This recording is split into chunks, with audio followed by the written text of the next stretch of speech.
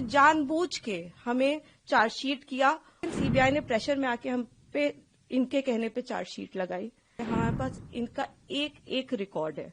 एक बार हमारी बात प्लीज सुन ली जाए, क्योंकि हम भी बेटियां हैं, 8 साल से इधर उधर भटक रहे हैं। उनके साथ देने के लिए तो बहुत लोग हैं। हम अकेले ही कोर्ट जाते हैं। अगर वो हमें गाली देते हुए भी हमारे बगल से निकल जाती हैं तो उनके पास सिक्योरिटी है, हमारे पास मैडम सिक्योरिटी नहीं है। प्लीज एक बार मेरे केस के जो सारे फैक्ट्स है वो तो लोगों के सामने आने दीजिए।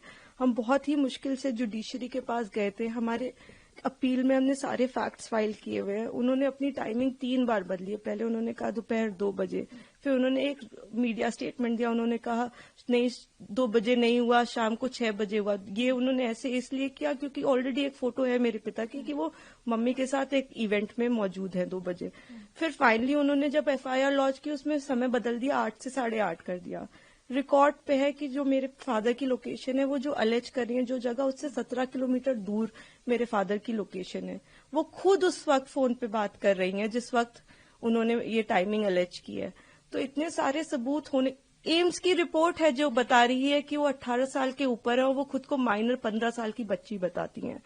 मैं बस ये आपके माध्यम से कहना चाहती हूँ कि मैं समझ रही हूँ कि आपकी भावना एक तरफ जुड़ी हुई है, क्योंकि आपने ये सारे फैक्ट शायद कभी सुने नहीं है और ना किसी ने हमें नहीं अप्रोच किया कि आप अपना आपके फैक्ट्स क्या है। किसी ने उनसे कभी पूछा कि आप एक सबूत दिखा दीजिए कि आपकी तरफ कुलदीप सिंह सेंगर ने कभी आंख उठा के भी देखा। मैं कह रही हूँ अगर वो दिखा दे तो फांसी दे दे, लेकिन आप इस तरह का अनड्यू प्रेशर बना के, वो उन्होंने क्या किसी को पता है कि वो एक पॉलिटिकल पार्टी से एसोसिएटेड है। 2022 में उनकी मां ने विधानसभा का चुनाव लड़ा हुआ है उन्नाव से। ये सब चीजें वो नहीं बताएंगे क्योंकि वो सब चीजें उनके नैरेटिव को सूट नहीं करता।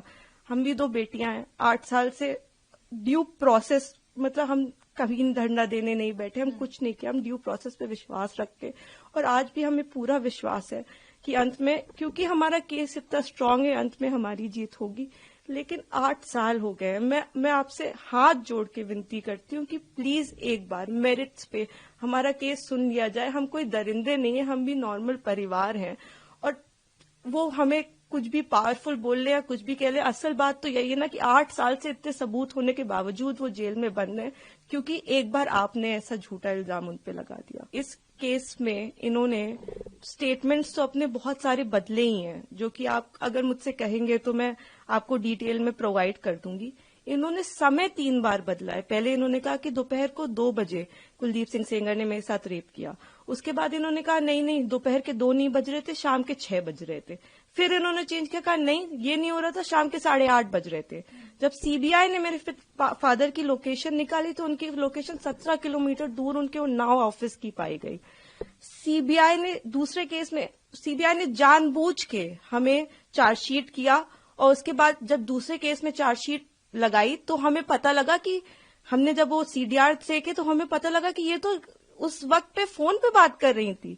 तो सीबीआई ने भी जानबूझ के, आई डोंट नो किस प्रेशर में आके, सारे इंस्टीट्यूशंस, लेकिन सीबीआई ने प्रेशर में आके हम पे इनके कहने पे चार्जशीट लगाई। मैं देखिए किसी पे इल्जाम नहीं लगा रही, मैं बस ये कह रही हूँ कि अभी भी ये सारे तथ्य हमारी अपील में मौजूद है। हमारे पास इनका एक एक रिकॉर्ड है। एक बार हमारी बात प्लीज सुन ली जाए, क्योंकि हम भी बेटियां हैं, 8 साल से इधर उधर भटक रहे हैं। उनके साथ देने के लिए तो बहुत लोग हैं। हम अकेले ही कोर्ट जाते हैं। अगर वो हमें गाली देते हुए भी हमारे बगल से निकल जाती हैं तो उनके पास सिक्योरिटी है, हमारे पास मैडम सिक्योरिटी नहीं है। वो गाली भी देती है तो भी सब कहते हैं कि तुम्हें अपने पापा को निकालना है ना बेटा, तो सीधे देखती रहो, गाली खाती रहो, लेकिन तुम्हें जवाब नहीं देना है। हमने आज तक किसी को जवाब नहीं दिया, यही सोचते हुए, क्योंकि हम प्रोसेस में कि हम हर चीज सही ढंग से करेंगे। हम किसी ऐसे वैसे लोगों के पास नहीं जाएंगे। तो कहीं ना कहीं इतने सबूत है इसमें कि हमें जीत मिलेगी।